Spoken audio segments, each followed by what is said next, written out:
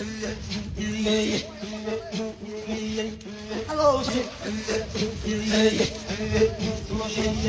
Hello.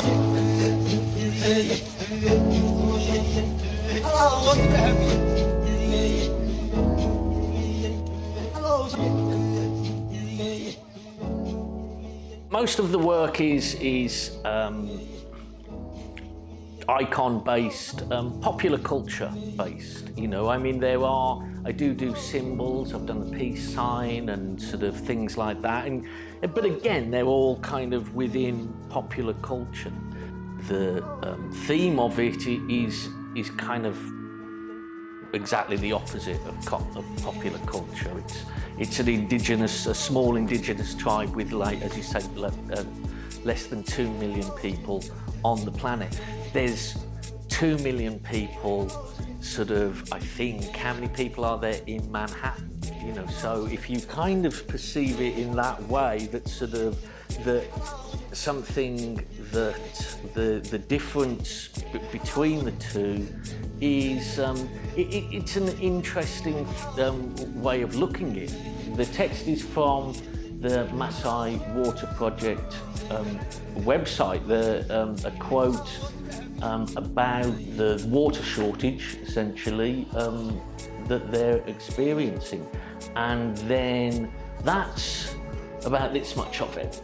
And then somewhere around here starts 3 articles, Article 25, 26 and 27 of the what's it called? It's the Universal Declaration of Human Rights, which are about sort of, those ones specifically about sort of the right to water, the right to education and the right to kind of cultural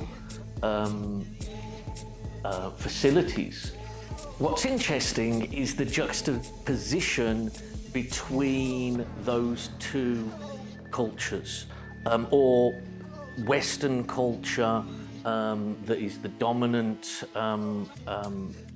culture on the globe, or at least from a Western point of view it certainly is,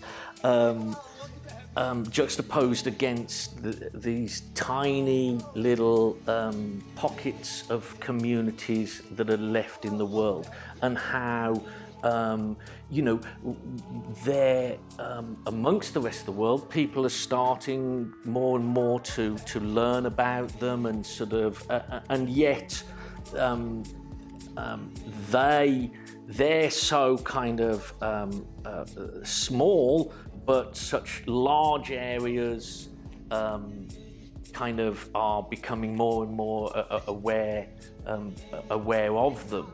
Culturally, you know, if it sort of, it's an interesting concept to think about how their culture is completely devoid of our culture, but our culture is now kind of embracing and sort of interested in their cultures, and that's a very positive thing. One of the things about the work and about the relationship between the text and the image is the significance of the text, and I think that's become a trend more recently anyway, to do with you know, it seems on social media you can't kind of have an image without a piece of text, so that the relationship between text and image is becoming kind of fused, and in a way that's exactly kind of what I'm doing.